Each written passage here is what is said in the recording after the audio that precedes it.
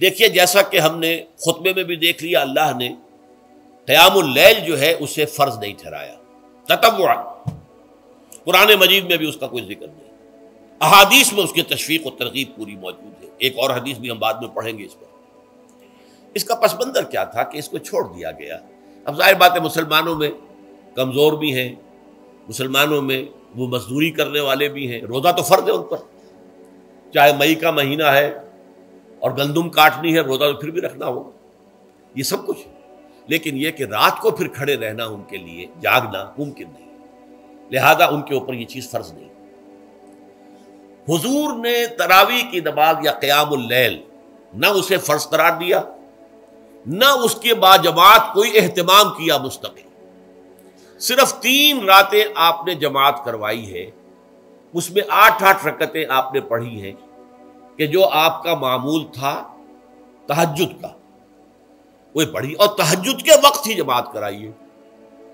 یہ ہے وہ حدیث، اس کے علاوہ کسی نماز تراویح جو ہے جو ہم پڑھتے ہیں 20 رکعتیں عشاء کے ساتھ متصل، اس کا کوئی ذکر نہ دور نبوی میں ہے نہ دور صدیق اکبر میں ہے۔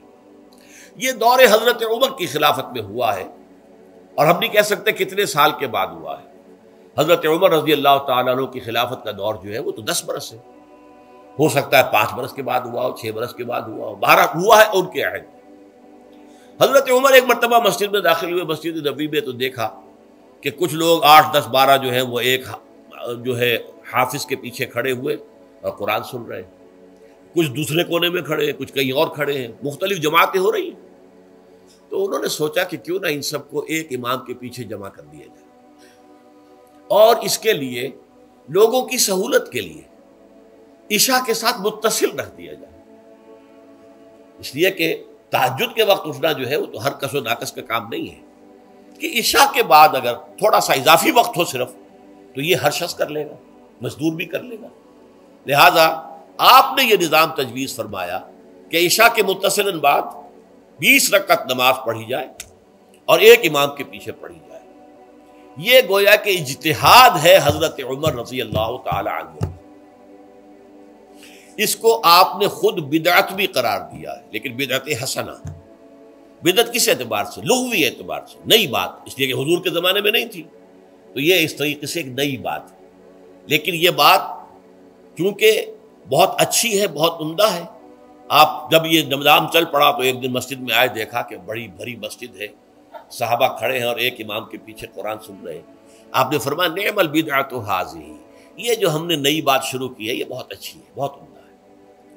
اب یہاں سے فرق واقع ہو گیا ہے۔ ایک تو اہل تشیع جو ہے وہ تو ویسے ہی حضرت عمر سے بہت دشمنی رکھتے ہیں، عناد رکھتے ہیں، تو حضرت عمر کے اجتہادات سے انہیں نفرت ہے، انہیں دوری ہے، چاہے وہ کوئی سا بھی حضرت عمر کا اجتہاد ہو۔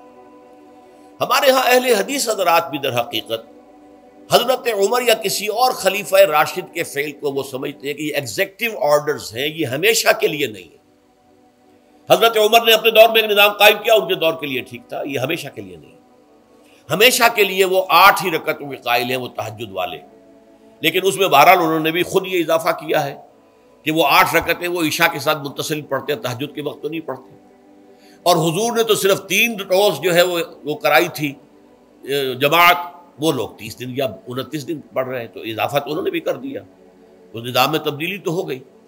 لیکن اہل سنت جو کہلاتے ہیں، ہمارے جو 4 جو ہیں، جو ہمارے مسلک ہیں، حنفی، مالکی، شافعی، حنبلی، ان کا اتفاق ہے اس پر حضرت عمر کا، کیونکہ ان کے سامنے اصول یہ ہے کہ حضور نے فرمایا علیکم بسنتی وسنت الخلفاء الراشدین المہدیین، تم پر لازم ہے کہ میری سنت کو پکڑو مضبوطی کے ساتھ، اور میرے خلفاء راشدین مہدیین جو ہیں ان کی سنت کو پکڑو۔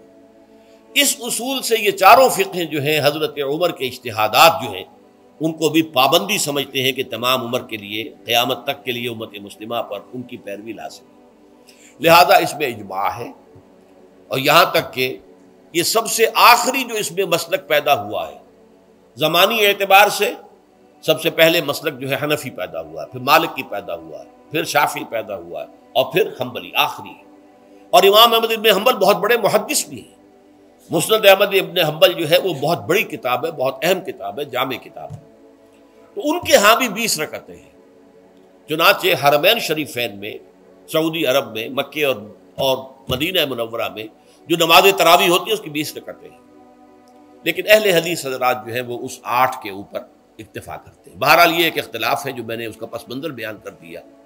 لیکن اس 20 رکعت نماز سے ادا کرنے سے، جو کہ زیادہ سے زیادہ 50 منٹ یا 1 گھنٹہ لگتا ہے، اس سے وہ قیام اللیل کا حق ادا نہیں ہوتا. قیام اللیل کا تو کچھ اور ہی تقاضا ہے. قیام کسے کہتے ہیں؟ یہ سورہ مزمل سے واضح ہوتا ہے. یا ایھا المزمل قم اللیل الا قلیلا نصفہ او انقص منہ قلیلا او زد علیہ ورتل القرآن ترتیلا. آدھی رات یا آدھی رات سے کچھ کم، یعنی تہائی رات، یا آدھی رات سے کچھ زائد، 2/3 رات، یہ ہے قیام اللیل. چنانچہ سورہ مزمل ہی کی آخری آیت جو دوسرا رکوع مشتمل ہے جس پر، اس میں صاف کہہ دیا گیا ان ربک یعلم انک تقوم ادنی من ثلثی اللیل ونصفہ وثلثہ وطائفۃ من الذین معک. اے اللہ کے نبی، اللہ خوب واقف ہے کہ آپ بھی اور آپ کے ساتھ ایک جماعت بھی رات کو کھڑی رہتی ہے، 2/3 رات یا آدھی رات یا 1/3 رات.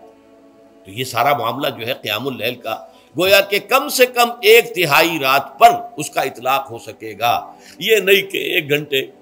اب اس کے ضمن میں دیکھیے حدیث پڑھیے. تیسری حدیث ہے ان عبداللہ ابن عمرو ابن العاص رضی اللہ تعالی عنہ. یہ وہی عبداللہ ابن عمرو ہے جن کی میں نے آپ کو حدیث پہلے سنائی ہے. یہ ساری رات کھڑے رہتے تھے، پوری رات، اور ہر روز روزہ رکھتے تھے، جس پر حضور نے منع کیا، لا تفعل، مت کرو ایسا. رضی اللہ عنہما، یہ خود بھی صحابی ہیں اور ان کے والد عمرو بن العاص بھی صحابی ہیں. ان رسول اللہ صلی اللہ علیہ وسلم قال، کہ اللہ کے رسول صلی اللہ علیہ وسلم نے فرمایا الصیام والقرآن یشفعان للعبد. روزہ اور قرآن بندے کے حق میں شفاعت کریں گے. یقول الصیام، روزہ یہ عرض کرے گا اللہ کی جناب میں، اے رب پروردگار، انی منعتہ الطعام والشہوات بالنہار، میں نے تیرے اس بندے کو دن کے دوران کھانے پینے سے اور اپنی شہوت کا تقاضا پورا کرنے سے روکے رکھا. یہ میری وجہ سے روکا رہا، تو میری شفاعت اس کے حق میں قبول فرما. فشفعنی فیہ، میری شفاعت اس کے حق میں قبول فرما.